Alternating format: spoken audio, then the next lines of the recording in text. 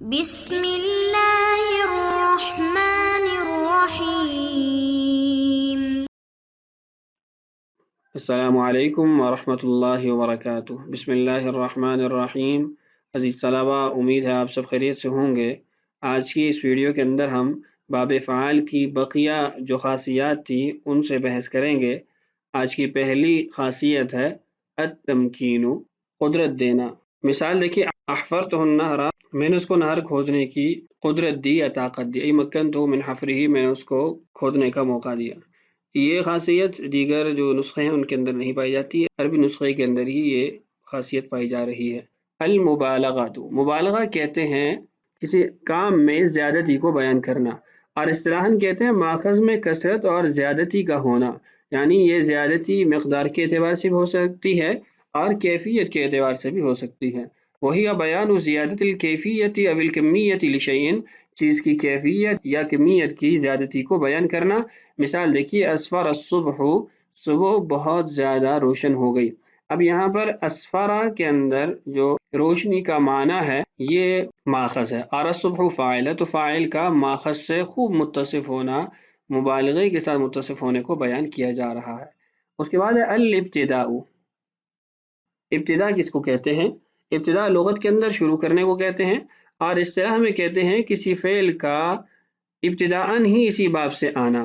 اس کی دو صورتیں ہو سکتی ہیں، ایک تو یہ کہ وہ فعل ثلاثی مجرد سے مستعمل ہی نہیں ہے، دوسرا یہ کہ ثلاثی مجرد سے مستعمل تو ہے لیکن اس کا معنی اور ہے، تو ابتداءً ہی باب افعال سے یہ معنی آ جائے، اس کو اصطلاح خاصیت کے اندر الابتداء کہا جاتا ہے۔ عبارت دیکھیے، وہی اتیان فعل من هذا الباب، اس باب سے فعل کا آنا یعنی باب افعال سے، من غیر ان یاتی من المجردی، اور ثلاثی مجرد سے اس کا مادہ نہ ہو، صیغہ نہ ہو۔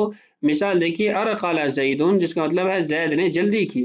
اب ارقل اس سے ثلاثی مجرد کا صیغہ نہیں ہے، او یاتی منہ ولکن لیس بهذا المعنى۔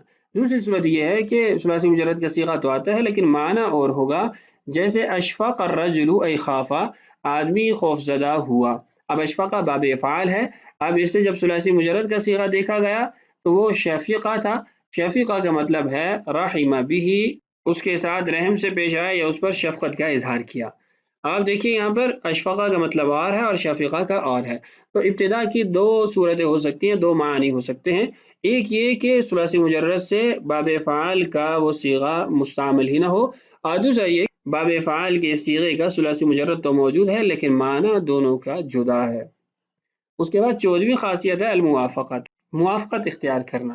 اصطلاح میں ایک فعل کا دوسرے فعل کے ہم معنی ہونے کو کہا جاتا ہے، تو باب فعال میں جو موافقت ہے وہ ثلاثی مجرد، باب تفعیل، تفاعل اور استفعال، ان چاروں کے ساتھ پائی جاتی ہے، یعنی ثلاثی مجرد کے 6 ابواب، تفعیل، تفاعل اور استفعال 3 یہ ہو گئے، تو کل یہ 9 ابواب ہو جاتے ہیں۔ اس کا مطلب یہ ہے کہ یہ 9 ابواب جس معنی میں آئے ہیں باب فعال بھی اسی معنی میں مستعمل ہوتا ہے۔ کچھ مثالیں ہیں مجرد سے موافقت کی، تفعیل، تفاعل اور استفعال سے موافقت کی، وہ عبارت کے اندر ہی پڑھ لیتے ہیں۔ تو دیکھیے، موافقت فعال، فعال کی موافقت کرنا، ای کونہ بمعنی المجرد، افعال کا ثلاثی مجرد کے معنی کی موافقت کرنا، اس کے موافق ہونا، جیسے ادج اللیل ای دج اللیل۔ ادج اللیل اور دج اللیل دونوں کا ایک ہی مطلب ہے، رات کا تاریک ہونا۔ اس کے بعد ہے موافقت فعال، فعال کی موافقت کرنا، مثال اکفرہ ای کفرہ، اکفرہ اور کفرہ دونوں کا ایک ہی مطلب ہے، میں نے اس کی طرف کفر کی نسبت کی۔ موافقت تفاعل، تفاعل کی موافقت کیسے ہوتی ہے؟ اخبیتہ ای تخبیتہ، اب اخبیتہ باب فعال ہے، تخبیتہ باب تفاعل ہے، اور دونوں کا مطلب ہے خیمہ لگانا، خیمے کو نصب کرنا یا کپڑے کا خیمہ بنانا۔ اس کے بعد ہے موافقت استفعال، استفعال کی موافقت اختیار کرنا، مثال دیکھیے، اعظمتہ ای استعظمتہ، میں نے اس کو بزرگ جانا، بزرگ سمجھا، اور استعظمتہ کا بھی یہی مطلب ہے۔ تو دیکھیے یہاں پر ثلاثی مجرد ہو، باب تفعیل، تفاعل یا استفعال ہو، باب فعال ان سب کی معنی کے اندر موافقت کر رہا ہے، یعنی ایک جیسا معنی دونوں ادا کر رہے ہیں۔ آگے 15ویں جو خاصیت ہے اس کو دیکھیے، اعطاء الماخذ، لغت کے اندر کہتے ہیں ماخذ دینا، اور اصطلاح کے اندر کہتے ہیں کہ فاعل کا مفعول کو ماخذ دینا۔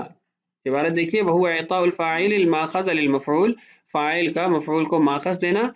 نحو اشویتہ لحما ای اعطیتہ لیشویا، آپ دیکھیے کہ اشویتہ کے اندر الاشواء یعنی بھوننا، یہ ماخذ ہے، اور فاعل متکلم کی ضمیر ہے تو گویا فاعل نے مفعول کو ماخذ دیا.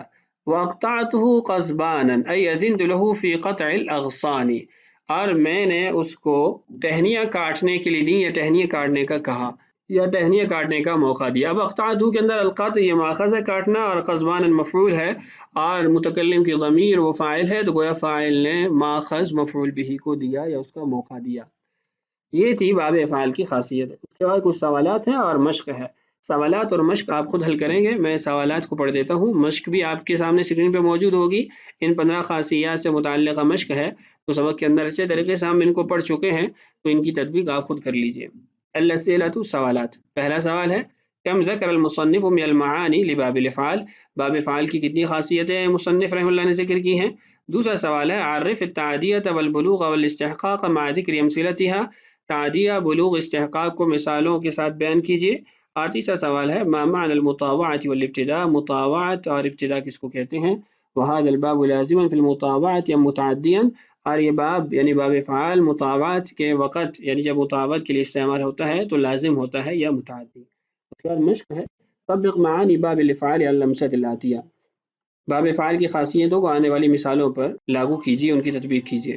اب دیکھیے سب سے پہلے التعدیہ کی مثالیں ہیں، اس کے بعد الصیرورہ کی مثالیں ہیں، اس کے بعد التصیر کی مثالیں ہیں، اور پھر السلبو کی مثالیں، الوجدانو کی مثالیں، الاستحقاق، التمکین، التعریض، الحینونہ، الدخول فی الزمان والمکان، موافقت فعل، موافقت فعل. دیگر دو جو ہیں تفاعل اور استفعال، اس کی مثالیں یہاں مذکور نہیں. المبالغہ، اور آخر میں الابتداء. اور آخری سوال جیسا کہ عام طور پہ ہر سبق کے آخر میں ہے ہات مثالا واحدا لکل من المعانی المذکورہ، سبق میں جو 15 خاصیتیں مذکورہ ان میں سے ہر ایک کی ایک ایک مثال لائیے. تو یہ مشق خاصیات کی جتنی بھی ہوگی وہ انشاءاللہ آپ خود حل کریں گے. ہم خاصیات کے اسباق کو صرف پڑھیں گے اور اچھے طریقے سے ان کو حل کریں گے. اللہ تعالیٰ سے دعا ہے اللہ تعالیٰ ہمارے لیے اسباق کی تکمیل آسان فرمائے. اللہ تعالیٰ ہم سب کا حامی و ناصر ہو. السلام علیکم ورحمۃ اللہ وبرکاتہ.